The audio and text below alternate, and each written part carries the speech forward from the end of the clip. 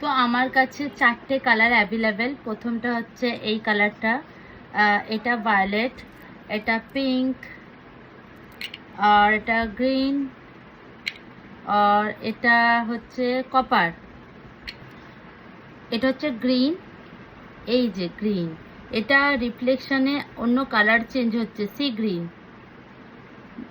C see this product change change change change, green থেকে sea green change, magical product, magical.